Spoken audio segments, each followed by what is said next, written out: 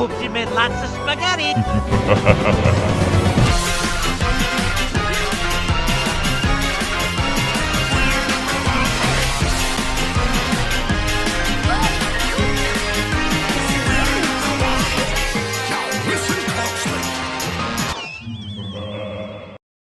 There are many things I love in life, like the first 3 Paper Mario games, mostly the Thousand Year Door and Super Paper Mario, or cartoons, or even movies. But these movies I don't like at all. Yes, I said movies, not just one, but 2 of them. In this double review, I'm gonna review not just 1, but 2 awful movies that involve food in the title. Foodfight and Fish and Chips. My least favorite films ever. Also, if you like both of these films, or at least one of them, that's fine, and I respect your opinion. But I personally don't like either of them. So let's begin with Foodfight.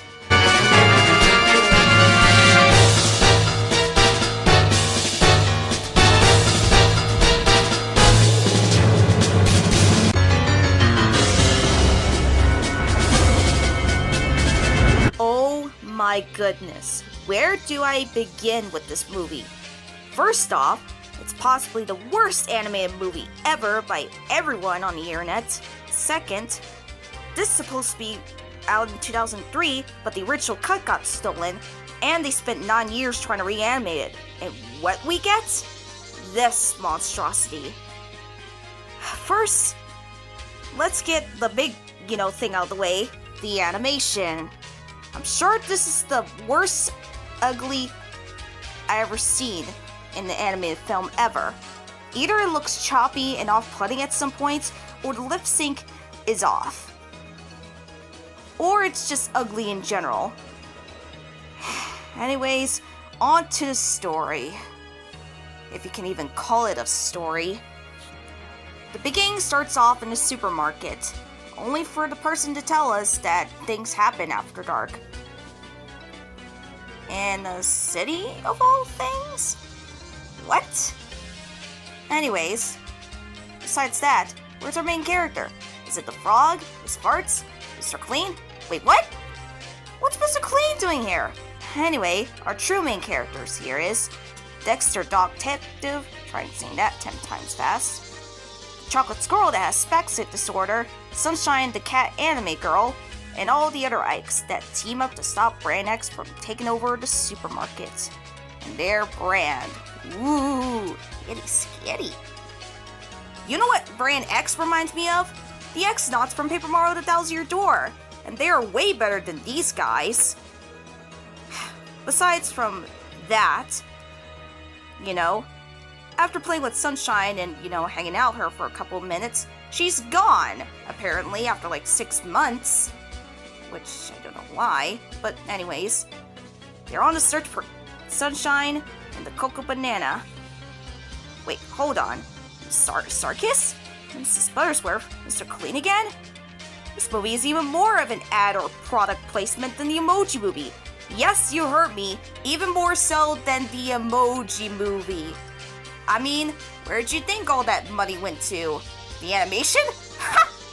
Don't make me laugh. Anyway, for some odd reason, a little thing to add on, is that this movie has way more far mature, writing, quote-unquote, than usual. As in, it's not just for kids. But it feels more like a punch to the stomach rather than just, slowly slipped into the film. What were the writers on? Soon enough, Eva starts a little food fight in the club. And this is where the plot gets really, really messy.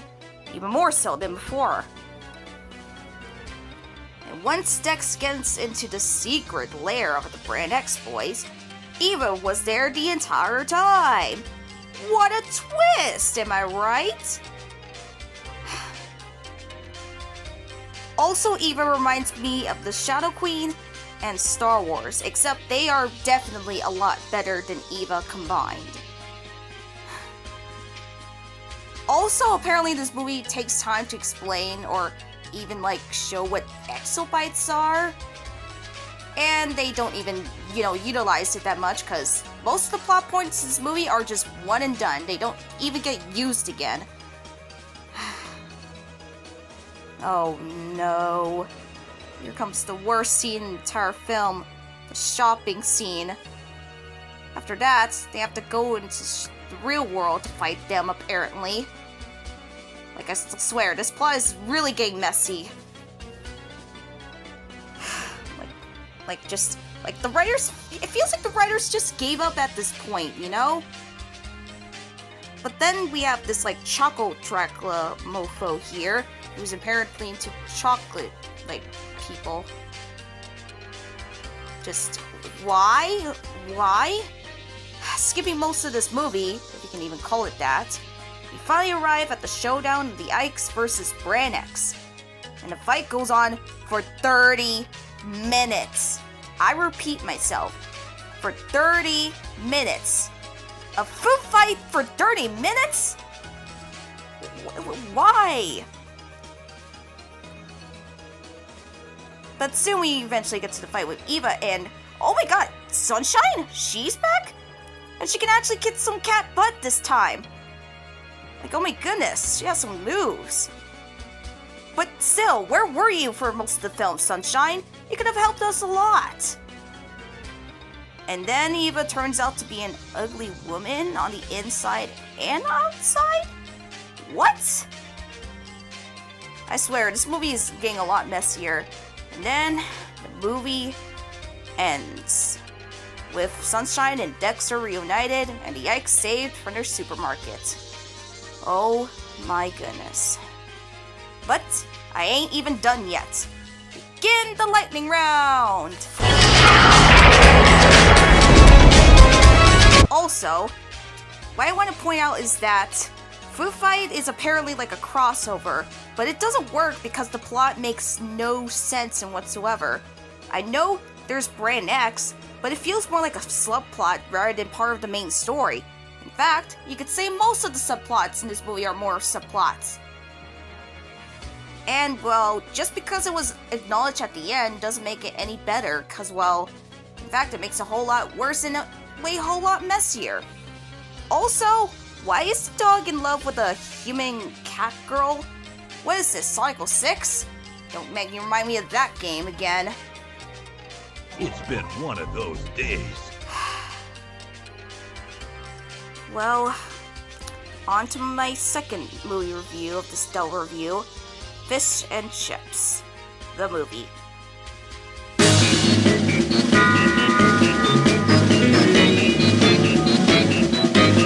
Oh my goodness. Once I saw this movie as a kid, yeah, I know, shocking. Heck, I even hated this movie so much that I even destroyed the original disc as a kid. Thank goodness. Even I knew it was a bad movie from the beginning.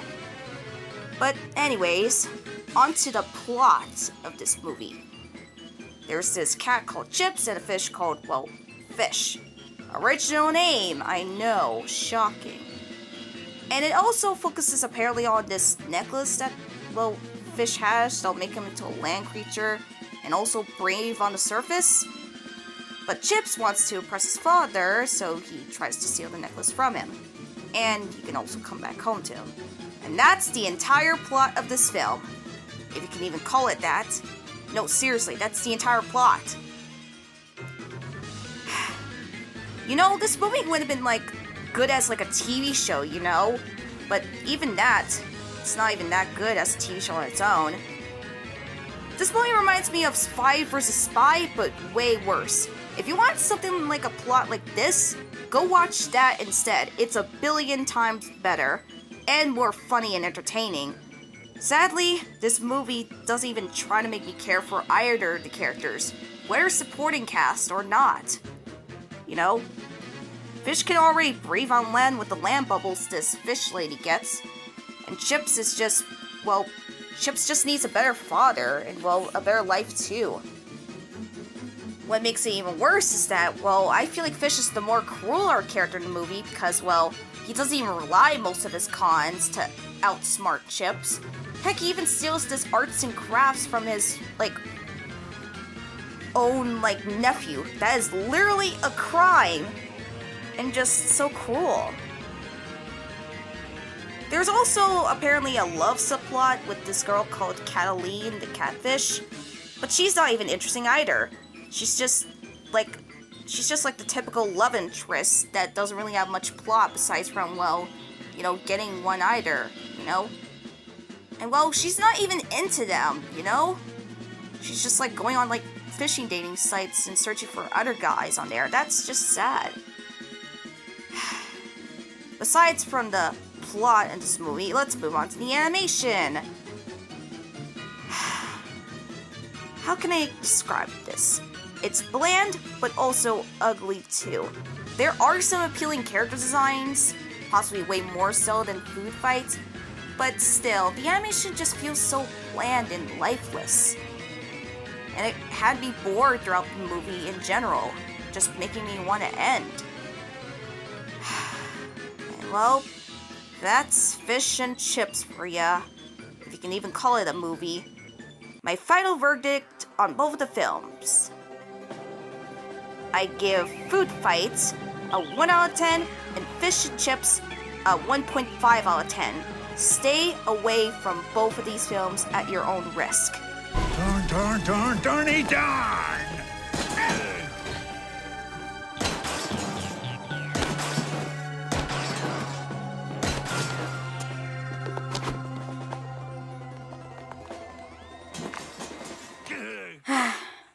Anyways, to end on a more, well, less downer note, Mario Characters Good to Evil is coming soon, and Mr. L just uploaded a cover of Proof of Existence on his channel with his partner Lily, aka Boom Fanfic Aletta, on his channel. Go watch it if you haven't, it's really good. Anyways, this is Super Paper Mario / Multi Fandom Fangirl, and I'll see you soon. Ciao!